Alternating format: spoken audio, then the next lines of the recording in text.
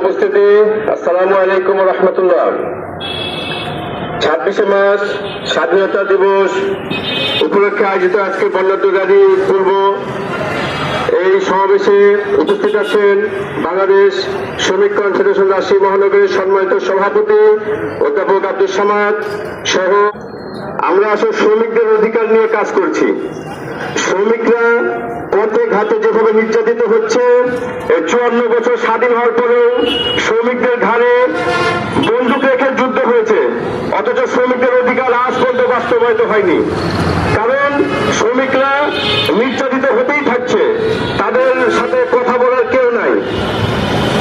তারা কিছু বললেই তাদেরকে বিভিন্নভাবে ষড়যন্ত্র করে বিভিন্ন ভয় দেখিয়ে তাদেরকে নিশ্চুপ করে দেওয়া হয়।